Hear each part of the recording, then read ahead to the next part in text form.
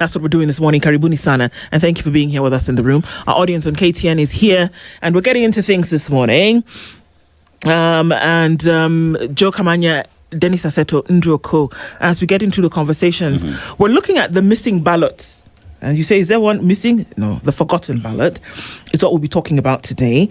And youth leader James Mulamba is here with us, and he joins us once again in the situation. Good morning. Good morning, Ndu. How are you doing? I'm doing just fine. Are you sure? Are you doing fine or just fine? Just fine. Are you getting there? Yeah. Okay, we'll start with that. It's always a good place to start. At least you have something in the chamber. Been doing just fine as from 2013. Okay. Wow. Okay. So I guess we kind of know where the conversation is going to be going already. Okay. The forgotten ballot is what we'll be talking about. Youth revolt and rising voter apathy. Where all of this is coming from. So let's get into that conversation because we now might be speaking what is in the hearts and minds of others, but that will fold that into a conversation. Dennis this week has taken us to Malawi, James. Yes.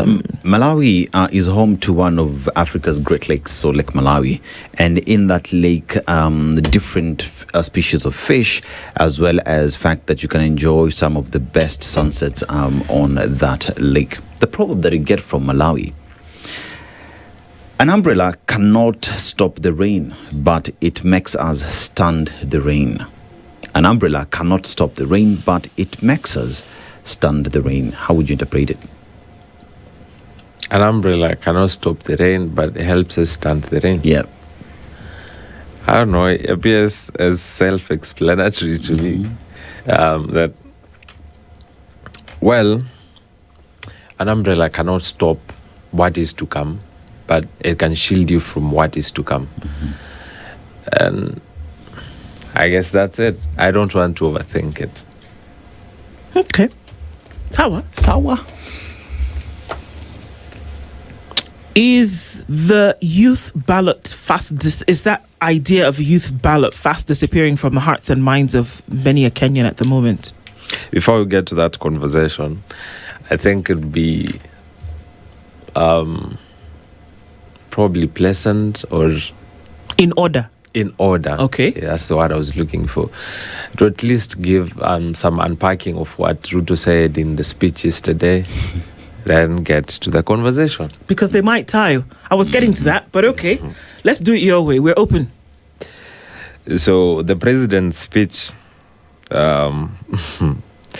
went by something that looked like we're supposed to have a paradigm shift from Vision 2030 to a new vision. And before he got to that, he said countries are built on discipline and design. So as James Mulamba, I'm wondering which discipline and which design.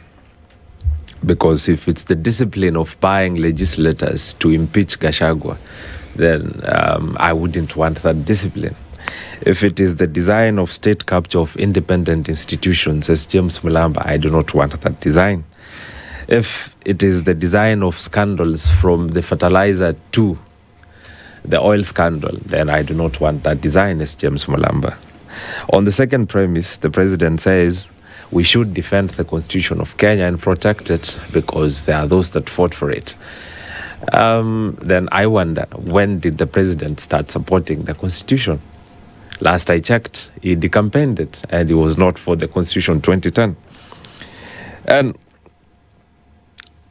then I reference myself to the same constitution and it reminds me of the right to life, which doesn't seem to have a meaning in this country. It reminds me to the liberty of freedom of association and freedom to protest and picket, which seems to be a crime in this government. Then in that same constitution, under Article 248, the independence of commissions and institutions is reiterated, but that seems to not have any meaning in this government because we've seen it usurp the power of commissions left, right and center. And it's been served, this government has been served with court orders upon other court orders for flaunting the same constitution it now appears to defend. As for the third premise, the president appeared to preach unity over political division. And I'm wondering, does unity still include the anti-riot or anti-protest remarks that gave an order for shoot to the leg, Does the same unity extend to referring to young people as anarchists and treasonous criminals? And does that same unity include the conversation on hate speech that has been peddled by some of the close allies of the president, including Murkomen, Duale, and the list goes on? And one would probably avidly say maybe they're acting on orders from the president if he does not appear to call them out by name. Because every time he has some of these grand on hate speeches, he goes on a rant about how we need to have political tolerance, we need to bring to an end hate speech and disunity and so on and so on. But he does not name and shame. So one would say probably he sends them to speak the language that he wouldn't say to the public. Given that they are his close allies. So next time, Mr. President, when you are giving such speeches, please name your cabinet secretaries and your parastatal heads and those that are in government, including legislators who appear to have a sharp tongue for a divisive politics. And as I wind up, the president gave a scorecard of himself. The first time I've seen someone mark his own exam. And in it he said he acknowledged that he inherited a troubled economy. What Gachagua said were empty coffers. And that he has turned around the economy of Kenya, quoting some figures from the inflation that he says has dropped and how the economy has grown. But do we then feel that growth? And then in his own assessment, he says that his administration has delivered affordable housing and universal health coverage. Which universal health coverage, Mr. President? The one that does not work? And as for the affordable housing, I would go back to the words of Sifuna. How many slums have you alleviated or ended or eradicated if the entire idea of the affordable housing was supposed to eradicate slums? Why do we need affordable houses in the rural areas? He forgot to mention that we needed a paradigm shift from the current heavy-handedness, and we needed this administration to go back to the governing principles of the Constitution that even in the Constitution itself are written just before we discuss development. So we cannot get to development before getting to the rule of law, before getting to social justice. And on his last submissions was a tribute to Raila, which probably was in order because he's trying to quote ODM and Nyanza voters. As to the proposal for a new vision, that is Vision 2050, Vision 2100, Vision 3100, or Vision 5000, whichever he pleases. How do we get to another vision without first executing the current vision? This is not the first time Ruto is in power. He was in power in 2013.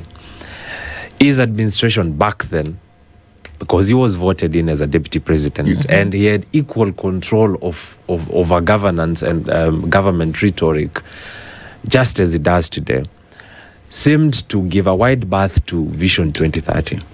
And for 10 years, that administration was silent on most of the premises and the policies that were enshrined in the Vision 2030 that was supposed to birth a different Kenya, a prosperous one.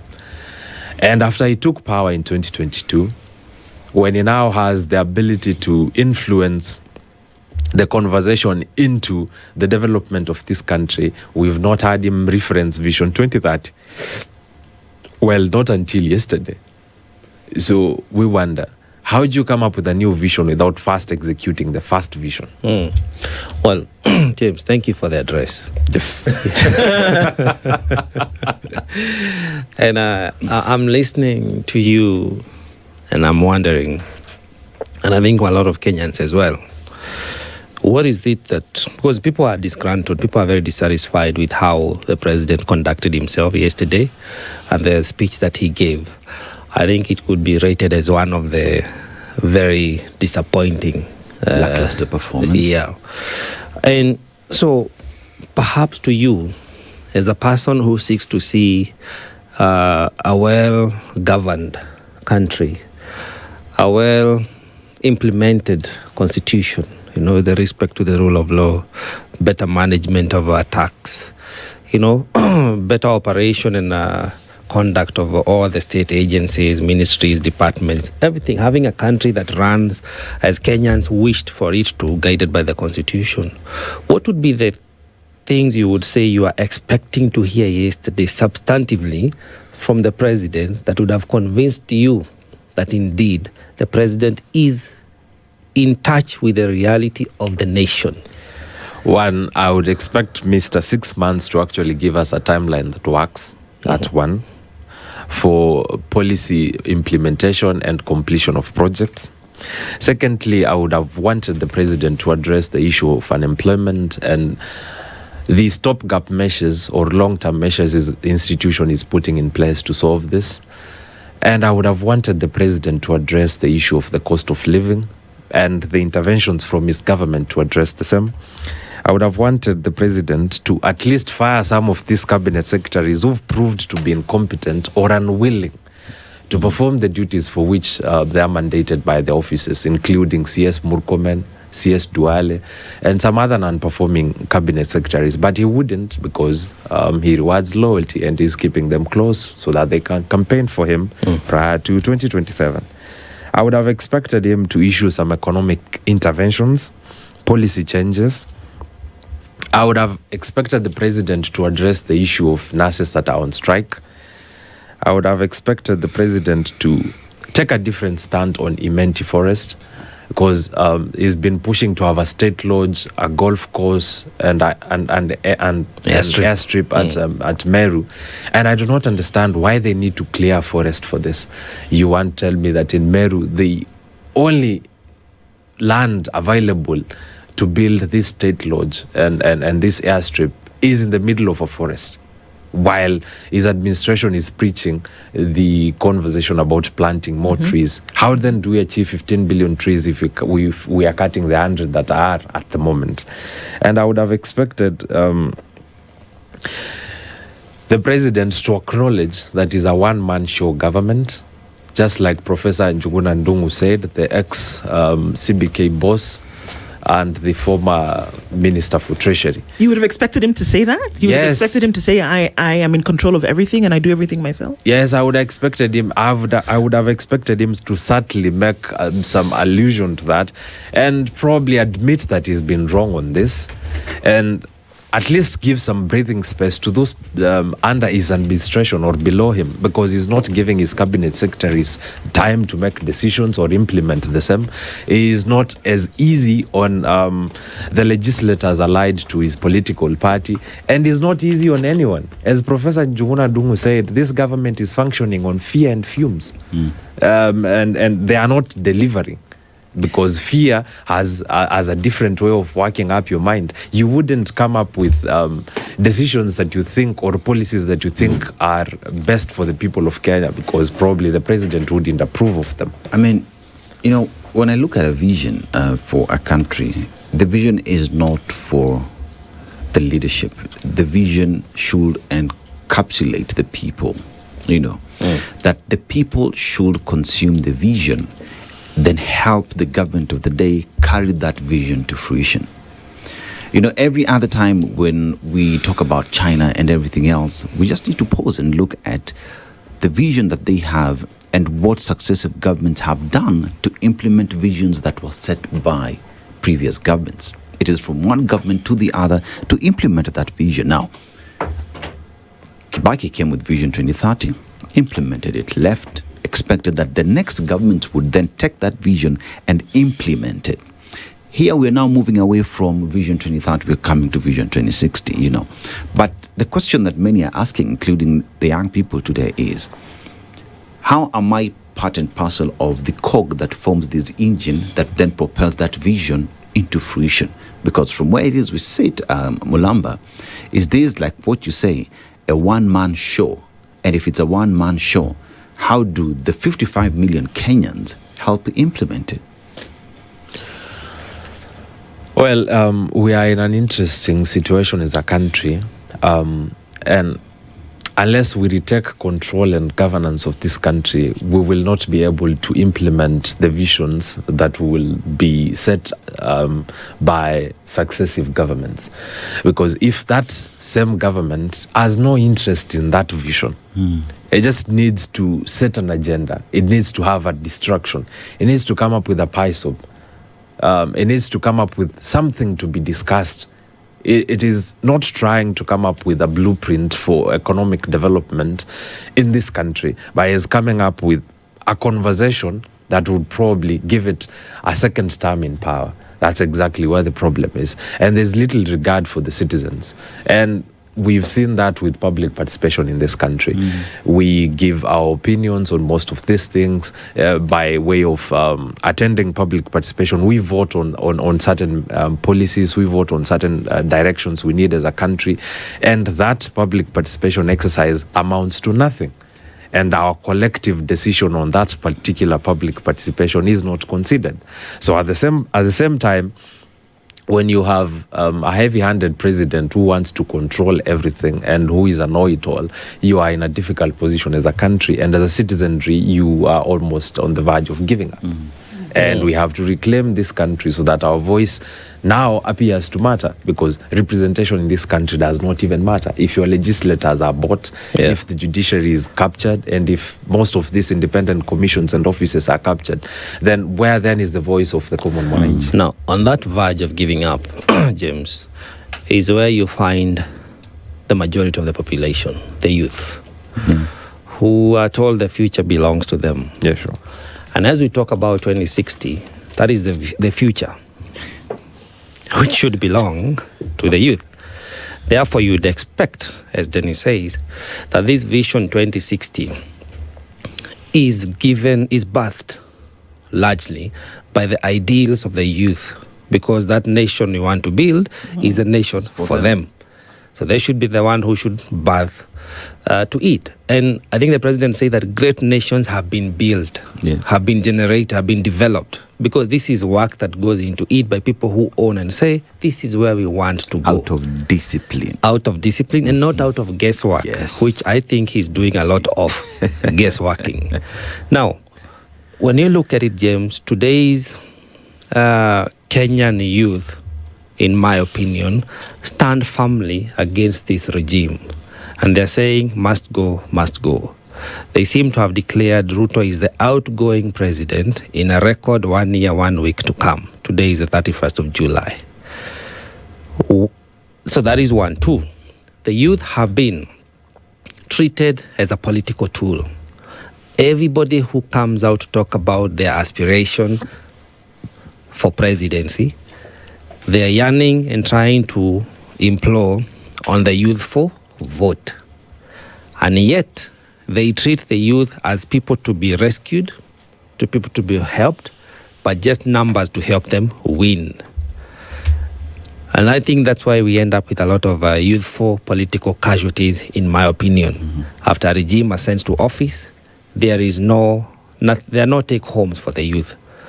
Do you think, as we approach 2027, that now the youthful vote of the country has experienced a paradigm shift from the pains granted to them, especially by this outgoing regime? Do you think they'll behave differently?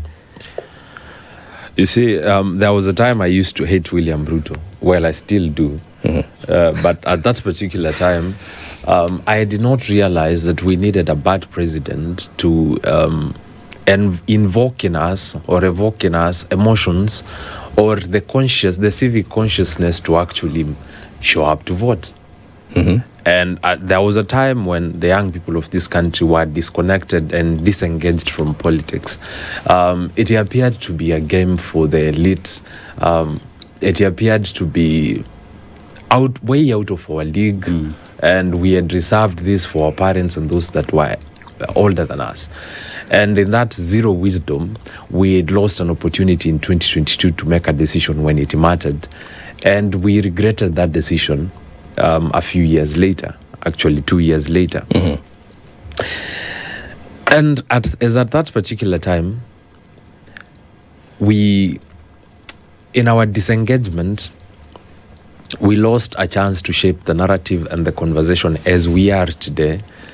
And in that disconnectedness, I think we gave William Ruto a loophole and a chance to ascend to the presidency. And we've realized that was the biggest mistake of our lifetime. I voted in 2022. Most young people Did you vote for him? And they forgot that in not voting, someone else will show up to vote. And by not showing up to vote, you're voting for that particular person. But we have had a paradigm shift since then. As you remember, in 2024, we showed up on the streets to decry the punitive finance bill. And since then, we have been involved in every political discussion and conversation in Kenya. And that has birthed a new awakening and consciousness among the young people, which we are keen on cultivating heading to 2027 and beyond. And perhaps the conversation should now be, should not be on why aren't young people voting or why didn't they vote in 2022, but should be on, does voting feel meaningless in this country? Okay. Because we are getting to that conversation. Has the political establishment made voting appear meaningless? Okay, so for the longest time we've been shouting and we're saying, okay, everybody has to come out and register. Everybody then has to make sure that they vote. But then you've brought up an interesting perspective here with what we see. If it's a forgotten ballot, is it because we're not asking what people actually want and delivering what they want? So if we're saying that people come out and vote or people come out and register and that's not being fulfilled, is it true then that people have lost confidence in what a ballot can actually achieve? I think this disillusionment stems from the litany of broken promises, unchecked corruption, unemployed graduates, and an non-existent track record from the already elected leaders, the ones that we have today. We have Sakaja, for example, who was a youthful senator and a youthful governor at the time of his voting in or election. And I remember some of the promises he made and his brilliant speeches, but they have amounted to nothing. And that goes for William Ruto and most of the leaders in this current regime. And the situation has been almost the same in past regimes. And then we ask ourselves, well, apart from the few governors who are performing and the few MPs, less than 10 who are performing, then does then really voting matter if we appear to change the politicians, not the politics, not the leadership, not the development record? Then it appears as if we are in a circus and we are going rounds and rounds, and this does not seem to come to an end. Today, as we speak, young people are very ready to march to State House, but not as ready to vote. Our generation has been accused of being a fast generation, from fast chargers to fast cars to a fast life to fast foods. And I think we are in for quick fixes, which probably do not deliver anything long term. But point is, the young people today are confident that marching to State House and taking William Ruto home for once and for good is sure bet, as opposed to waiting to take him home in 2027. And that goes for the other leadership positions, governors, MPs, and so on. You remember we had a conversation about recalling MPs. There was a time we were confident that recalling MPs would actually deliver a transition in leadership and actually showing up to vote on the ballot. Because the culture of stolen ballots in Kenya and in most of these African countries has found its way into our hearts and into our minds. And it has a special place in our hearts. And given that even when we appear to vote, or our parents appeared to have voted for those that appeared to be the best at that particular time, they still don't deliver. So I wouldn't as much place heavy criticism and castigation on the young people, given that most of the leaders who've been elected promising heaven have delivered hell in this country. The forgotten ballot is not a sign that the young people have stopped caring. Perhaps it is a sign that many of the young people today have stopped believing in the power of the ballot. To them, they would rather, as I said before, march to State House and have quick fixes to the problems we have than have a ballot. You've had the conversation of dictatorship in this country. It's unfortunate that some young people are thinking about having a benevolent dictator. This conversation is not domiciled to Oburu alone. Some young people today think we would rather have a military general take over than have a democracy in which the power of the people is not reflected. But do you see where that comes from? In my opinion, it is from a frustration of that having trusted this system as it is set now, this practice, the regime that we're having in office, we still don't realize the much proclaimed promises, as you put it. And therefore people begin to think maybe, just maybe, if you went, you hear people saying, oh, we need a Traore, and many other people, we need a Kagame and other people.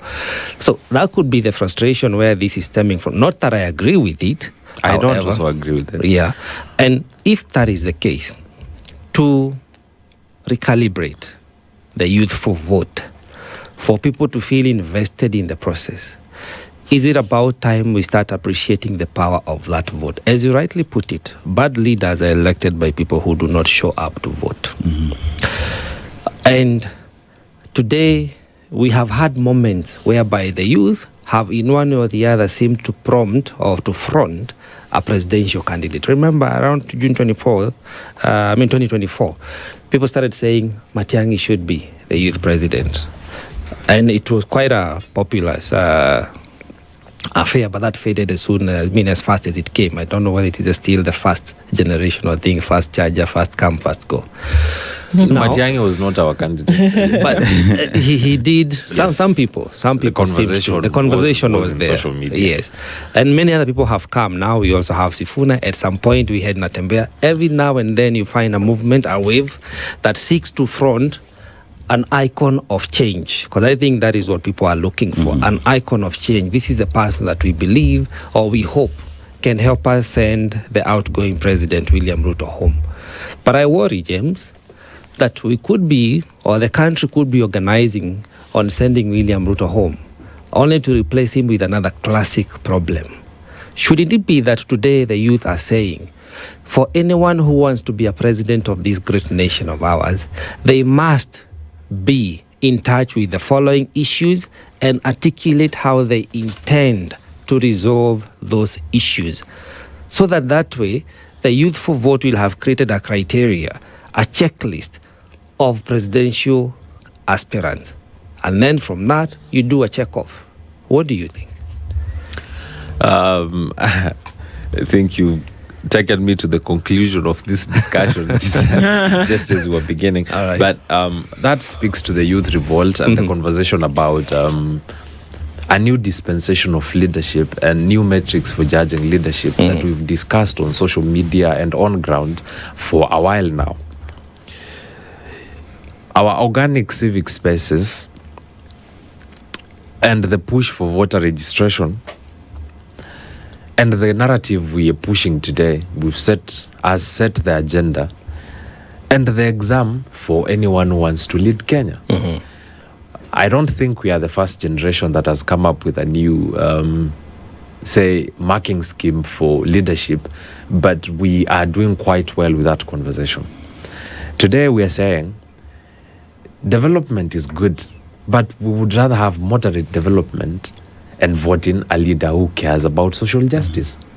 We would rather have moderate development, but have a leader who places the rule of law and the constitution before anything else. We would rather have a president or a governor or an MCA or a senator who respects the right to life, the right to association, the freedom to protest, and the freedom to criticize government and generally have a different or a dissenting opinion from the prevailing opinion in government.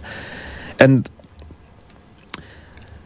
you remember when the conversation about the candidate of Matiang'i came, the candidate of Natembeya, the candidate of Kalonzo, and to now the candidate of Sifuna, the underlying conviction, persuasion, and conversation has been on what really qualifies a leader. Before we got to Sifuna, I think we had been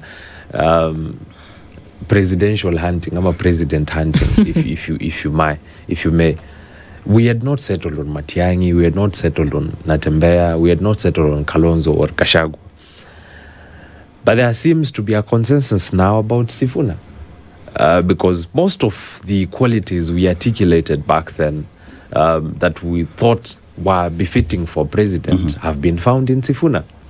We said we want a president who under-promises and over-delivers. We said we want a president who is in touch with the realities on the ground. We said we want a president who understands the youth problem. We said we want a president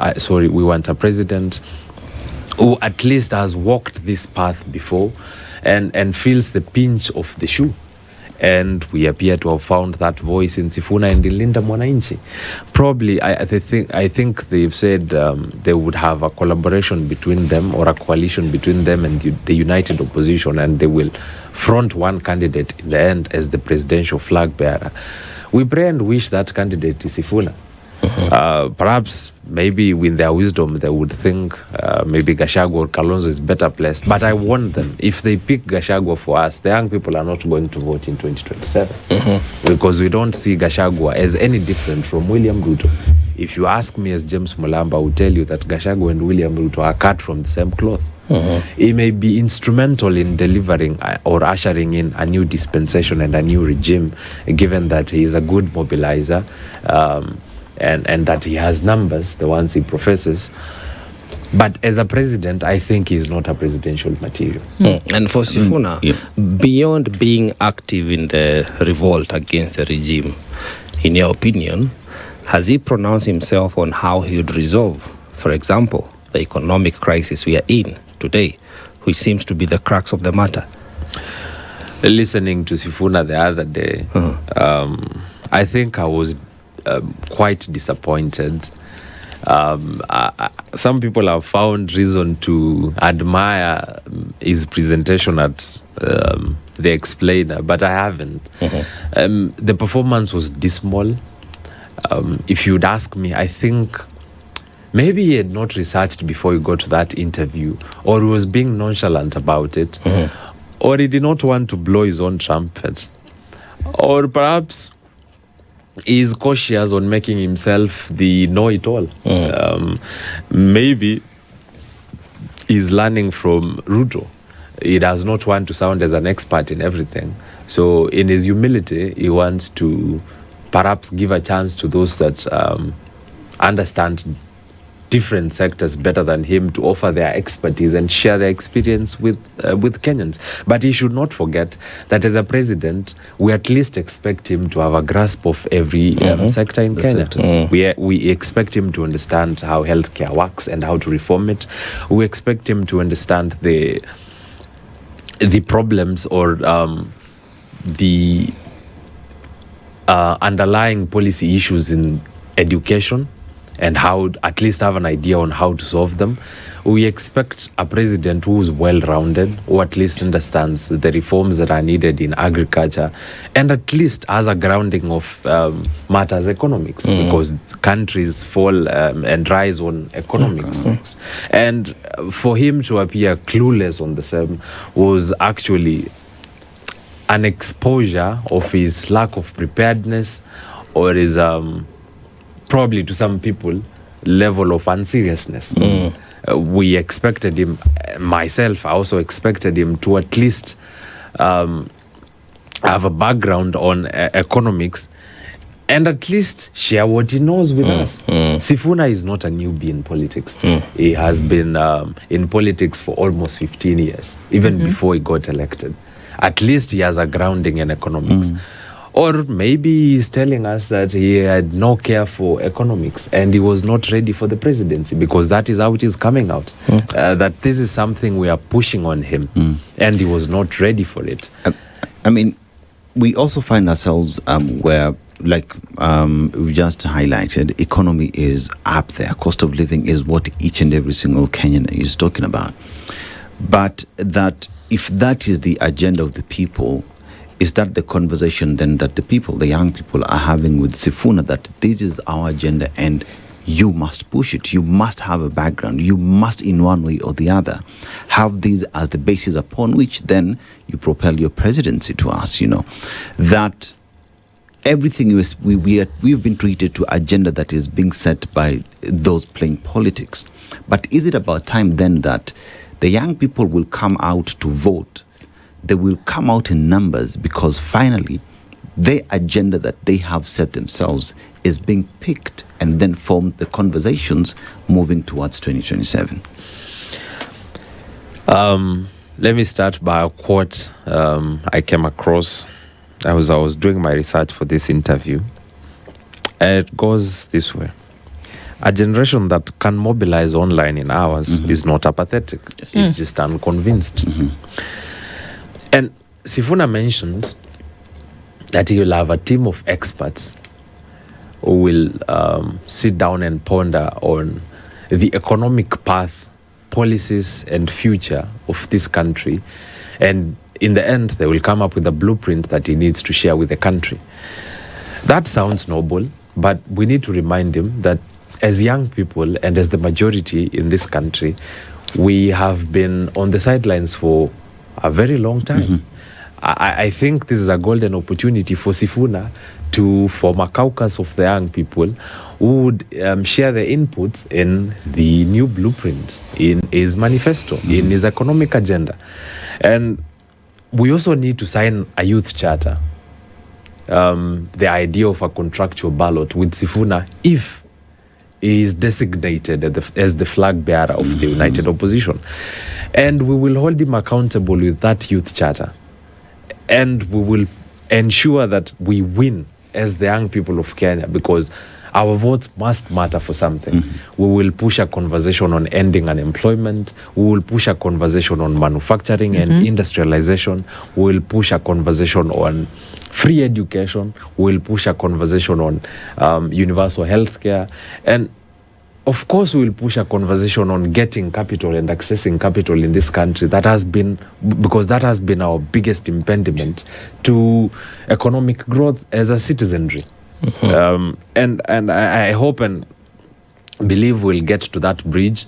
And in his general spirit of consultation, I hope he will feature in the young people who've been instrumental in pushing him to the national limelight.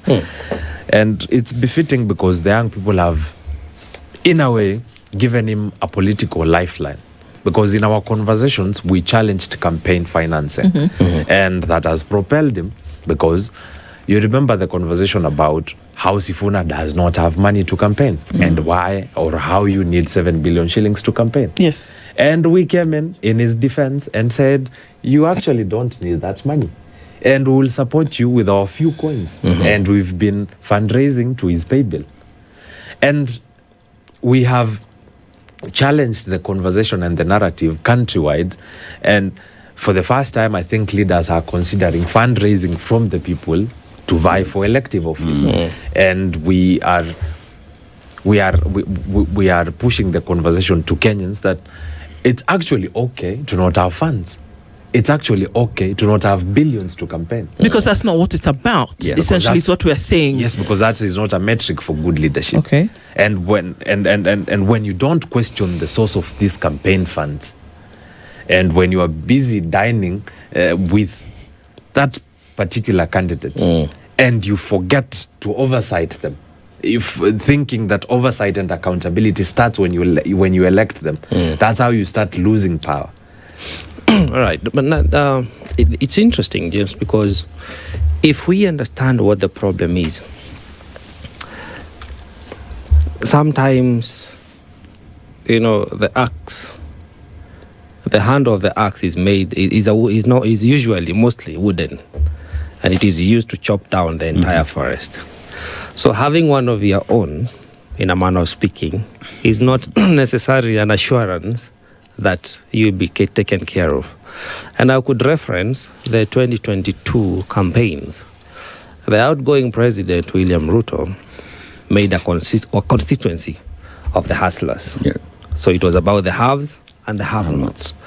And the have-not failed because he portrayed himself as a have-not, as having come from a humble background, as having worn the shoe and knew how and where it was hurting most. So people believed, and actually he came up with a manifesto, the plan, not the 2060 plan, not the Vision 2030. He had the plan for 5 years moving forward that was meant to transform this country economically and address all the issues you are clearly mentioning: unemployment, rule of law, even do away with the tribal kingpinship and all those things. But he has not, clearly. Now, we have another opportunity. We are scampering and looking as a country for a person who we are going to employ, because I subscribe to the thought of these are our employees. The president is my employee. I pay him as a Kenyan with our taxes. So we'll be hiring and firing on 10th of August. If we truly understand that one of the things we must work on is the economic status of this country, because if, regardless of how good our constitution is, if we mismanage our tax, if the tax injustice continues, we are just going to remain with a good constitution, but the pain points for Kenyans are just going to increase. Now here we are presented with a situation to do better, to change, to have the paradigm shift, to be deliberate, to not just be involved but also be committed to the cause and build this great nation and birth a country that we all can enjoy. Why do we need to force someone, in my opinion, like Sifuna to be a certain way to be a president? Why can we not look for somebody, in my opinion, who understands the economic matters, who knows exactly and has a blueprint today on how they would address the issues if they were sworn into office tomorrow? Because in a record 53 weeks, we are going to have a new president. Why do we have to force? Can't we just look around and agree? Personalities are not what we need. It is exact qualifications, the competencies that a person holds, whether you are young, youthful, or old.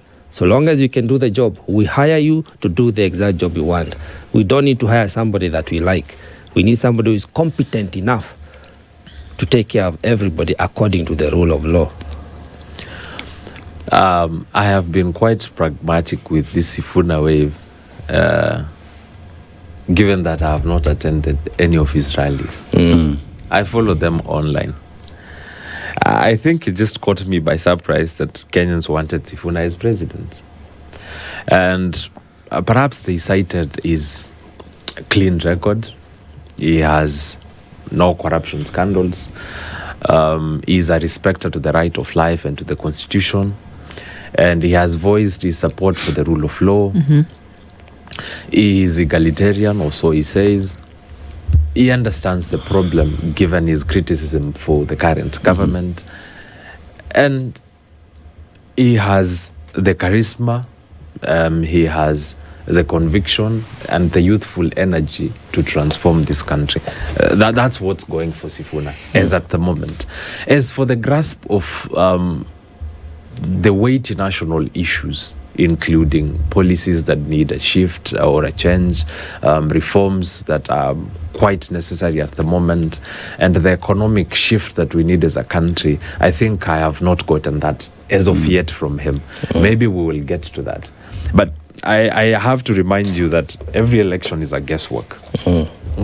And generally, we are working on faith.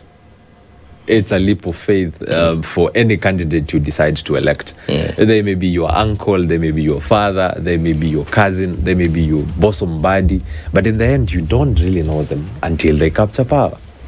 So we are working on assumptions that the Sifuna we know will not change and will not betray us. And that is the same assumption Kenyans worked with, or the hustlers worked with when they voted in William Ruto, saying he's one of us, forgetting that he was a billionaire at that point, using his background as a metric for leadership.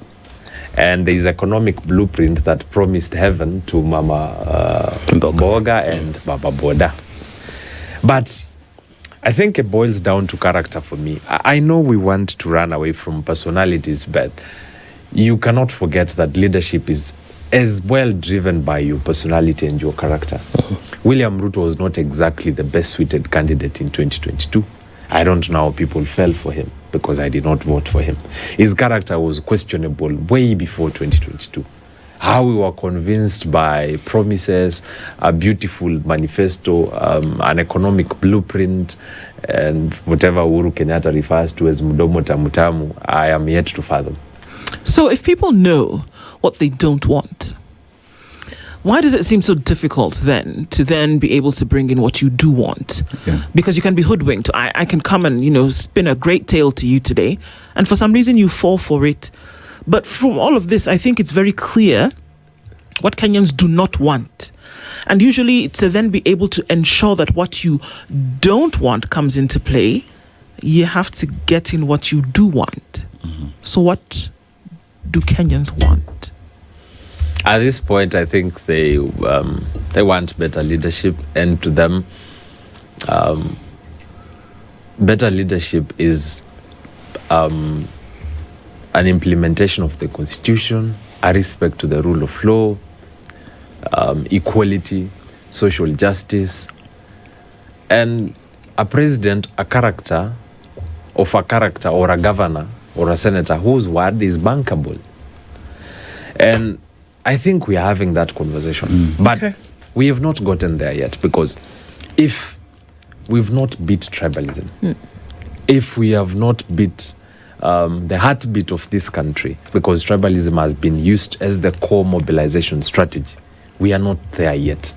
We need to have a paradigm shift of our conversations from tribalism to issue-based politics, to meritocracy, and to merit and character. Because when you resign yourselves to any character, any personality that comes and goes, that's the first mistake we make on the ballot. Matiang'i warned us of wash candidates before 2022, and how money launderers and racketeers and drug traffickers would be elected into office. I think at that time we didn't pay much of attention, but now we are. And as I address this conversation to my generation, I think we've done quite impressive with mobilization, but we have failed with organization. My generation needs to remember that our Twitter runs and TikTok lives do not scare politicians. They have figured us out. They have figured we are. We seem to have political life online and almost zero life on the ground. And we have failed to come up with hierarchies, to come up with structures. We've failed to actualize and concretize the youthful movement that we've had, or that we have at the moment. And if we get to 2027 without a structure, without an organization for the young people, I think we are going to lose that moment, that ballot revolution, and we might as well raise our placards in 2028. XX must go. And that would be quite unfortunate. And we need to arrest that before hell breaks loose, or so they say. Because we should not forget that noise and rage does not win elections. And that an organized minority may as well win over a disorganized majority. And it is at this juncture, I still push the young people today to not only vie for these positions, but also coalesce and close ranks and have one forum that will speak for us and on our behalf. See, we cannot get into 2027 without a youthful political party. Then what then brings together our persuasions, our convictions, policies into one vote? If we are co-opted by these existing political parties and politicians, how then do we become different? Indeed. There has been conversation, we can win from within. Where has that gotten us? We have been from within since 2024. Right. Given that some young people were co-opted by politicians and political parties, what have they changed from within? And I think those are the questions that we can, kind of leave this conversation on, because you have to ask them. And I think you're asking some serious ones this morning, James, that, we can be caught up in the euphoria, but what are we actually going to do to ensure that the situation sought after is the one that is actually achieved. James Mulamba is a youth leader and has joined us this morning, and we hope that he's taking his own advice and actually putting himself up for office as well. But we'll see. In coming days. Asante sana. This is the Situation Room, the only way to start your day.